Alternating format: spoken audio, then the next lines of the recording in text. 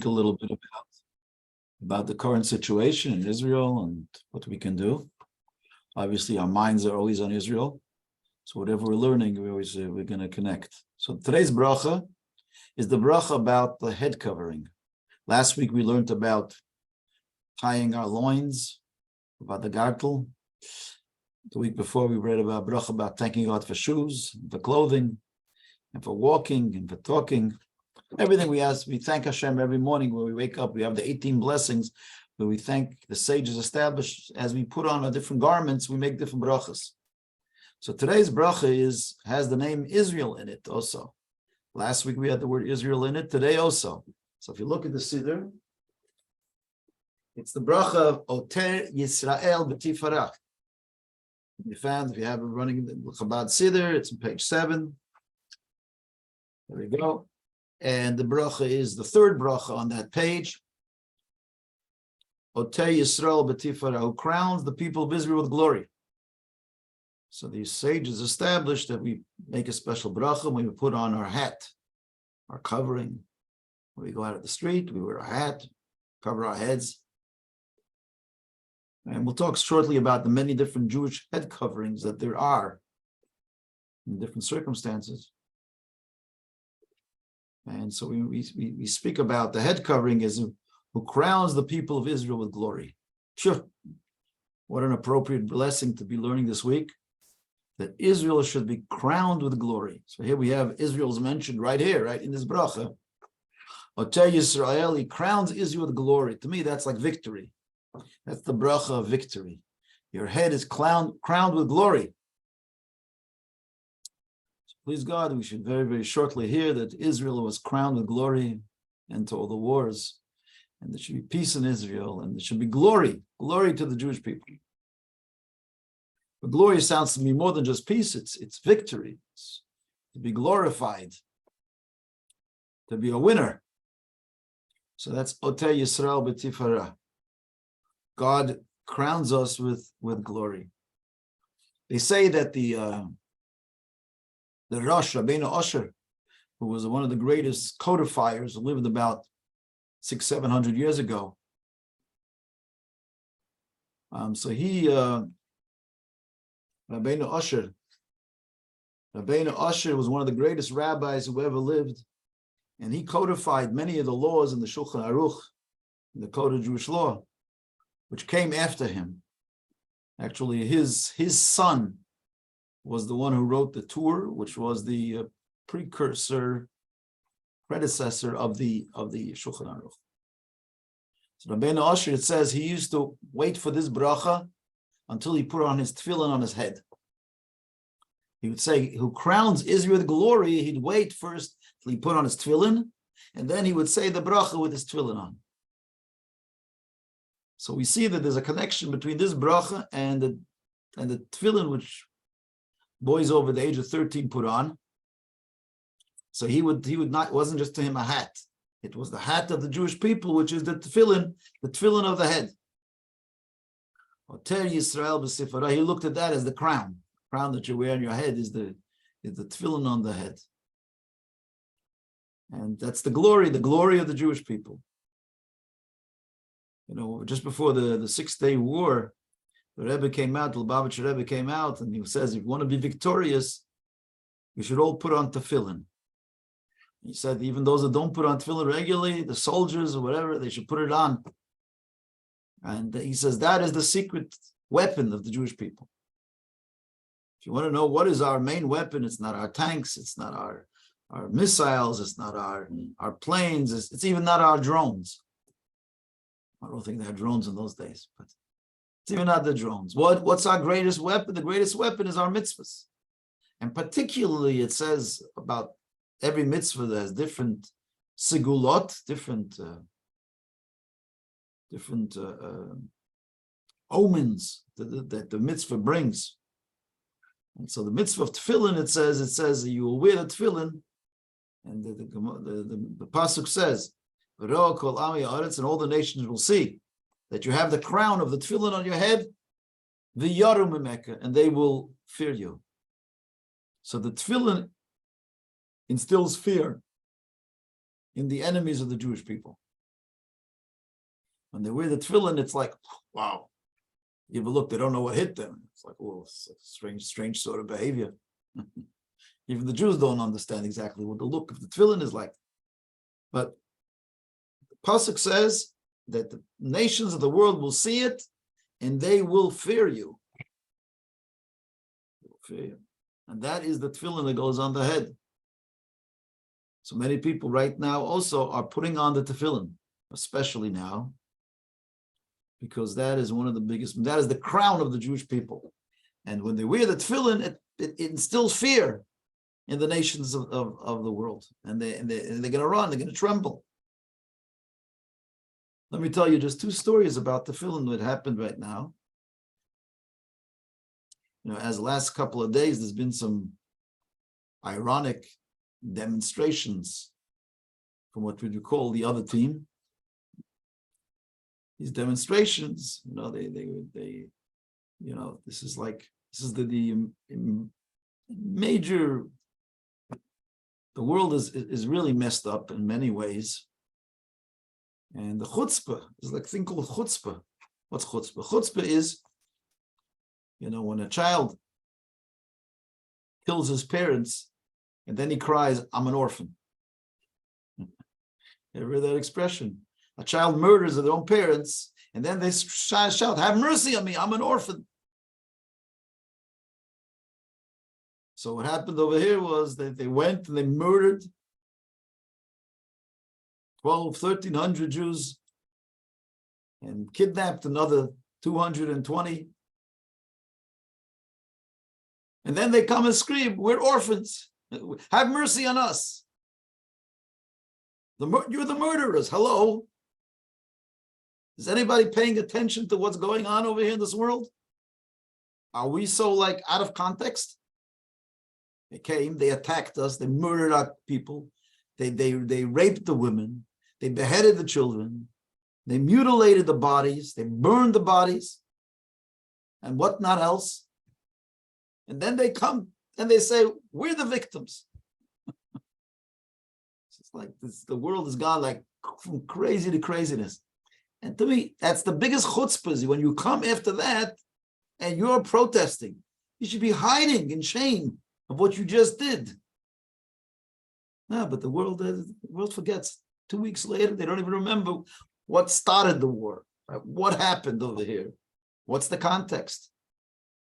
So they have on the all over the place, downtown Toronto and in the college campuses and everything like that.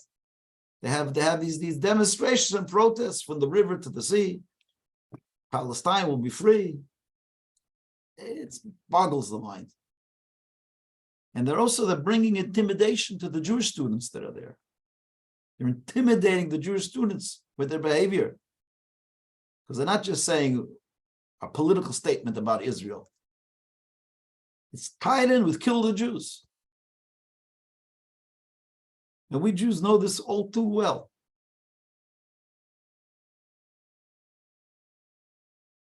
Anti-Semitism doesn't stop with just a political issue. When it rears its ugly head, it's nonstop. So I saw yesterday a video of one of the college campus, I think it was in Yale or somewhere. And I see over there's a major protest. And there's one Jewish kid draped in a Israeli flag, in the middle of the demonstration. And he's wearing his tefillin. And he's singing Am Yisrael Chai. Am Yisrael. Courageous kid. Maybe a little crazy, but he was standing right in the middle and they were all walking around him. He was standing there with the Israeli flag, with the pride of Israel, with the tefillin on his head. Nobody touched him, they all gave him, they saw him standing there with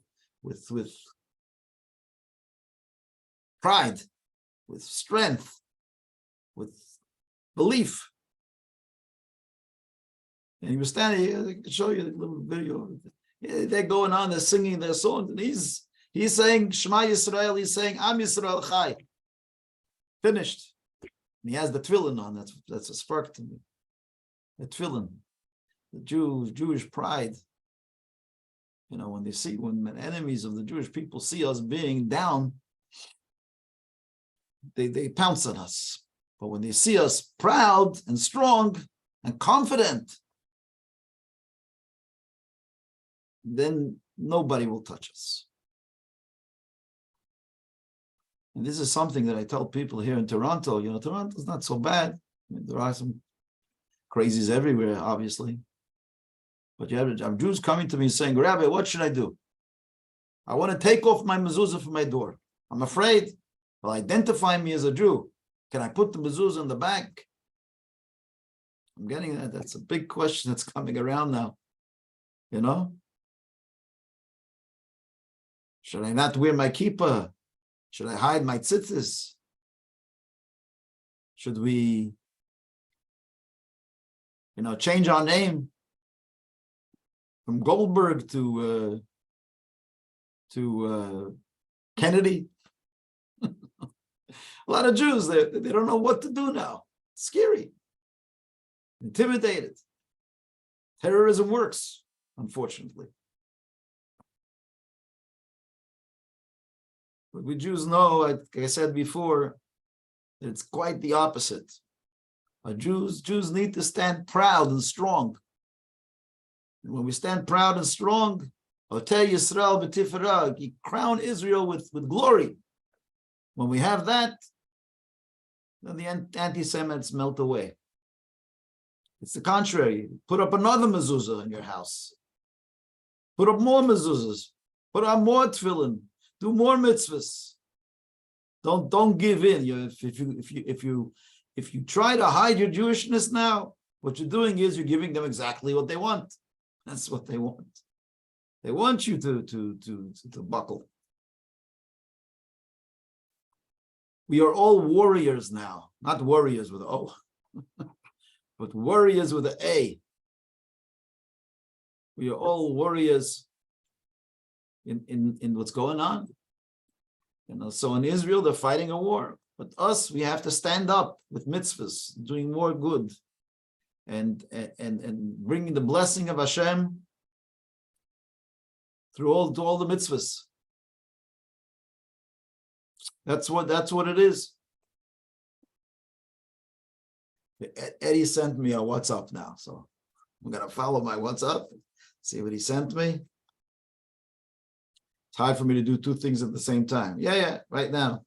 Yeah, they have in Toronto, they have in all the schools, they have the fourth period, all the kids are marching out to show their solidarity with the Gaza Strip. How about some solidarity with the 220 hostages? How about that? That doesn't happen, huh? Because Jewish life is cheap.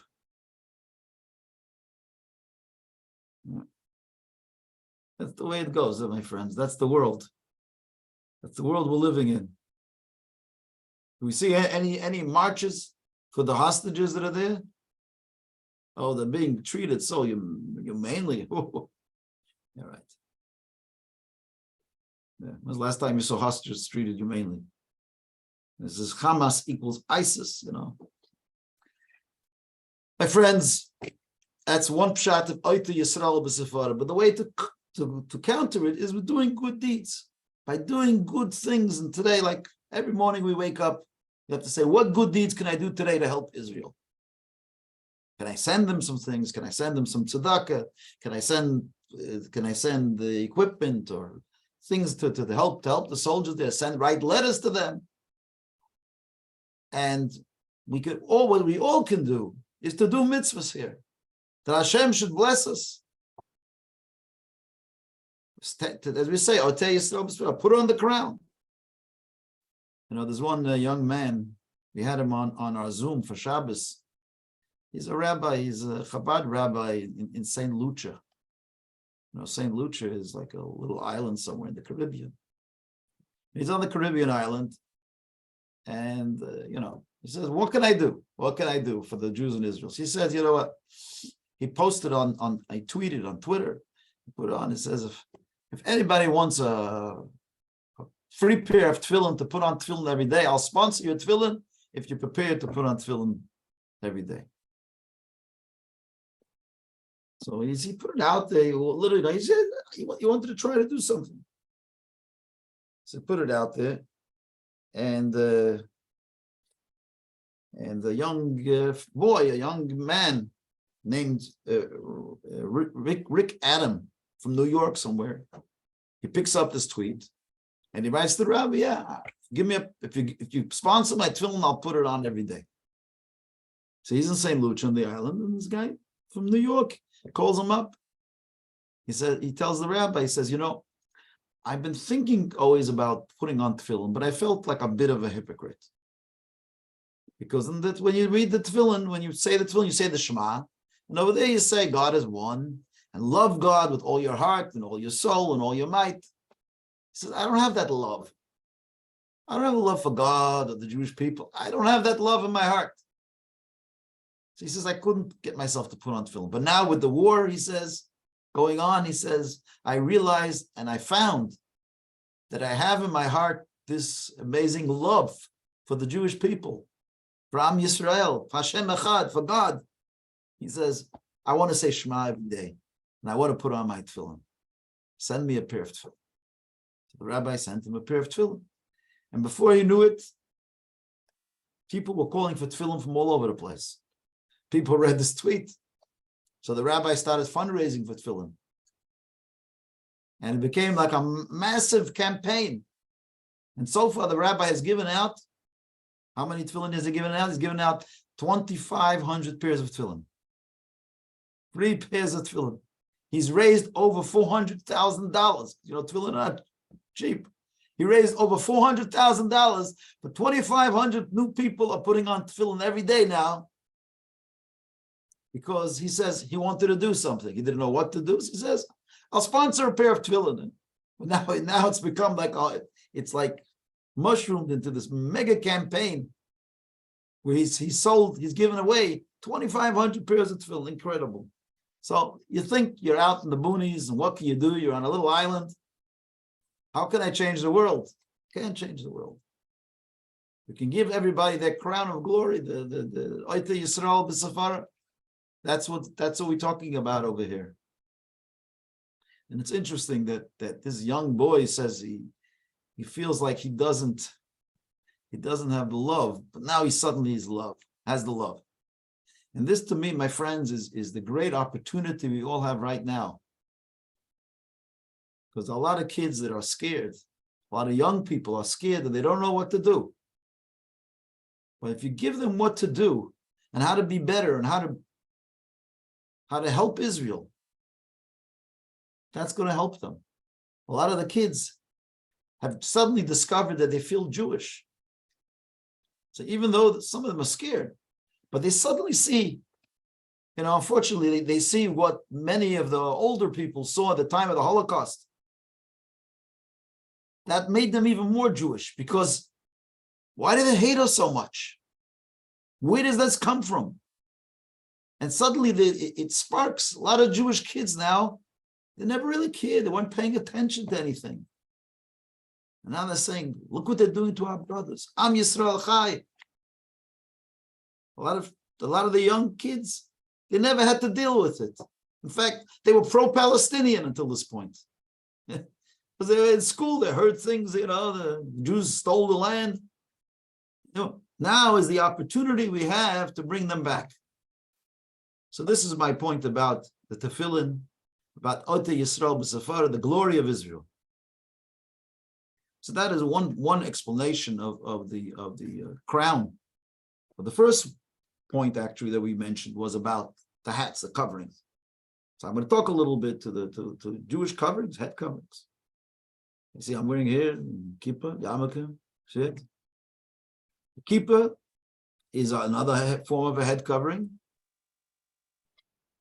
And even though many people say it's just a custom, sometimes a custom becomes even stronger than a din. This became an identifier of the Jewish people. It became something that over thousands of years, if a Jew wants to say, I'm a Jew, Jewish man that is, right? Puts on a yarmulke. The word yarmulke in Yiddish it's a Yiddish word, a yarmulke. but it comes from the word Yirat Malka. Yarel Milka, Yirat Malka. The awe of the king. So by Jews, we place the yarmulke to remind ourselves that there's something on top of us.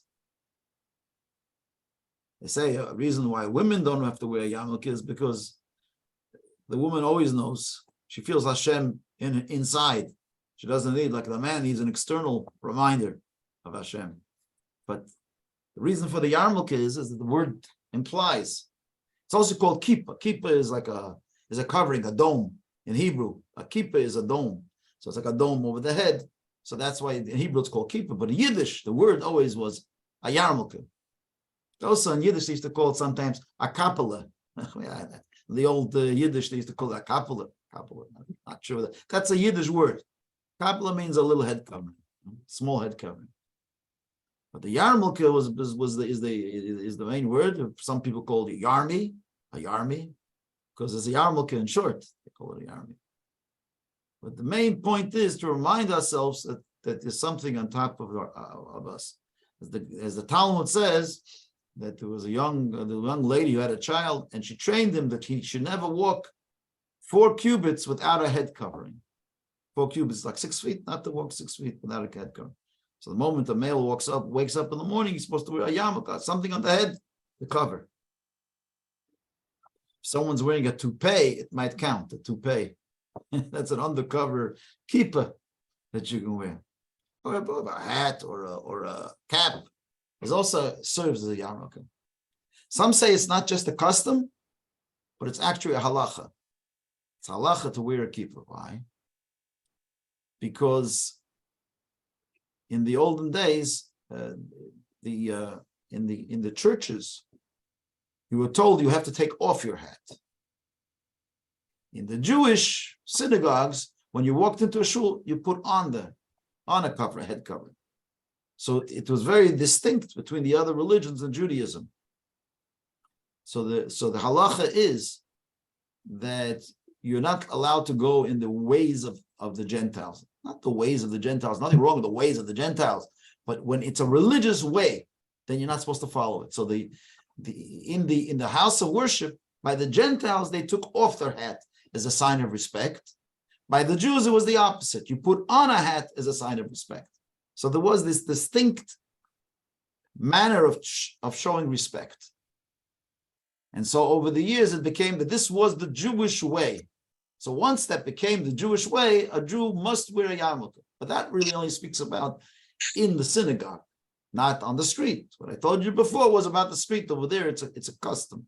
But in the shul, it actually is a halacha that you have to wear it because you have to have, you have to be distinct from the other religions where they remove the head covering. Yeah. Lots of times you come into a court or whatever, they tell you have to take off your head. But you have to, but as Jews, the opposite. When we're in a special place, a holy place, we put on a hat. We put on a head covering. Hence the yarmulke, the kippah. Yeah, so that is the idea of the yarmulke, but it's a form of showing that we believe that there is something higher than us. And that is also a very important thing right now, is to be cognizant that we don't understand everything. The yarmulke is placed above the brain, above the head. Why is it placed above the brain, above the head? To show us, we think sometimes that our heads can figure everything out. But what we're saying is not, there's something higher. There's a higher force, a higher identity, a higher being. And this is one of the most important things in these days. We need to be humble. And we are humbled in a way, because that's why there's a lot of anxiety, because people say, what's going to be? Makes no sense. How can we figure this out? This is a quagmire. I'm sure the Israeli military guys are sitting in the bunker or whatever, trying to figure out what can they do. And they realize not everything can we figure out so easily. It's not so easy. It's not lo pashut.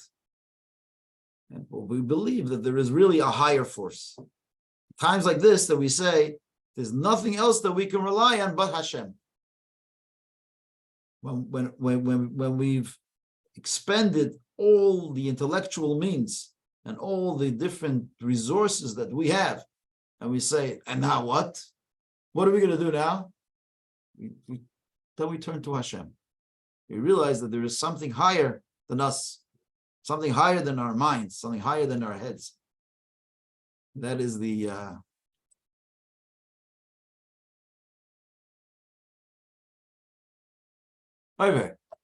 someone's mezuzah was stolen. Oh, that's terrible. Susan, your mezuzah was stolen. Yeah, I reported it to YRP. Wow. That's terrible. That is terrible. Whew. Okay. Hashem should bless you. The mezuzah will come back. And you shouldn't know of these things. And Amen. Mitzvah Shem, the Ganef will return the mezuzah and say, I'm sorry. Yeah, it's indicative of the times. Indicative of the times. Yeah. Hashem should bless us all, really. Should give us all a big bracha. And back to our kippah story. So why do we wear a kippah? To remind ourselves of the higher forces. That there's something higher that's watching us and protecting us. And now is the time that we really have to look up to Hashem. And turn to Hashem and say, Hashem, please, Dayenu, enough of the tzaras, enough of all these things. The Jewish people have suffered enough all these years. Now it's time to bring the Mashiach, to bring an end to all the tzaras of Klal Yisrael. And we have used all our resources. We're trying the best we can. And we're doing all the mitzvahs we can every day. And we continue to do that. But you, Hashem, please help us. You are the resource of all resources. You are our ultimate bomb, our ultimate weapon. And you promised us to Abraham, to Isaac, and to Jacob, and to Sarah, and Rivka, Rachel, Leah. I want you to know that today is a very special yard site. I don't know if you know that. Today is the yard site of Rachel, the original Rachel, Rachel Imenu, Rachel, who was buried in Bethlehem in Israel, the second wife of Jacob, Leah and Rachel, right? And she is called the Mama Rachel, the mother Rachel. And she's considered the mother of the Jewish people. In a way, even more than everybody else, because she was not buried with Jacob in the Machpelah. And Jeremiah, who was sent on the exile to Babylon, it says that he went to the cave of Rachel. And he writes in the book of Jeremiah, they cried out, and he heard how Rachel was crying for the Jewish people. He writes over there in the prophecy, Rachel mevaka al baneha. She's crying for the Jewish people because she's buried over there on the eastern side of Jerusalem. When the Jews were taken to Babylon, they passed Rachel's tomb. And Jeremiah writes, Rachel mevaka al baneha. Rachel, she cries for her children. Okay, Yiddish mama. And Jeremiah says in the book of prophecy that God responds and says, Rachel, I am listening to your crying. No need to cry. Every tear, every one of your tears, please don't cry. I'm paying attention to them. But you should know, Rachel, this is what the prophet writes about God's response. He says, Vishavu banim ligvulam. Don't cry, Rachel, because the Jews will eventually return from Babylon back to their boundaries, back to their land. Vishavu banim ligvulam. The children will be returned. So today, we ask the Mama Rachel to go before Hashem, because Rachel has the promise that the children will be brought back. Today, on the day of her yahrzeit, she should go to Hashem and say, V'shavu banim l'gvulam, God, you said the hostages will come back. The children who are there, they must be returned back to Israel proper and be brought back to their families, complete, without any injuries, without any further tsar. It should be miraculous. It should happen today on the yahrzeit of Mama Rachel. So we ask the Mama to go before Hashem and to cry once again for her children and her grandchildren. It should be Shalom al Yisrael, peace in Israel, from Heid of Yameinu. Amen. Anybody want to ask a question? Any questions? I know I have you sort of stunned now. Hard to ask anything now. It's fine. Hashem should bless us all. Should have a good week, a good Shabbos. Should be a good Shabbos in Israel. Thank you. Good Shabbos to everybody. Bye. Only good news. Only good Rabbi, news. Rabbi, Yeah, I have a quick question. go ahead. So you said Rachel Imenu cries for her children. What about the other Imenu, Sarah, Rivka, and Leah? For sure they cried too, but we have a particular prophecy from Jeremiah, which speaks about how Rachel goes from her grave and she goes and she cries for the Jewish people to return to Israel. That's why I'm using that. For sure, all the other imahot are crying too. But this is a specific prophecy that's there in the books, right? Yeah? Mm-hmm. That's why Okay. that's why we refer to that. That's why we always pray by Keva Rachel, especially. There's a special emphasis on Rachel because she is the one that's known to be crying for her children. Yeah, is She also has a special zechut, a merit, because when her Jacob was being duped by Lavan, his father-in-law, with the sister, they had a code, a special code that Jacob and Rachel made up between each other, right? And she gave away that code to her sister Rachel, Leah, so she shouldn't be embarrassed. Jacob and Rachel made up that at night they'll give each other a code, and then when she heard what the father did, she gave over the code to her sister, just not to embarrass her sister. So she has a tremendous zechut, that she was waiting 7 years for her husband, and just not to hurt her sister, she went through the process. Yeah, I'm so fortunate. I just had the opportunity to go and visit a keber before Yom Kippur, and it's amazing. It's really amazing there. It's very, very surreal. Yeah. Well, Thank you, Rabbi. she has a lot of work on her hands, and so do we. Take care. Have a good Shabbos. Good Shabbos.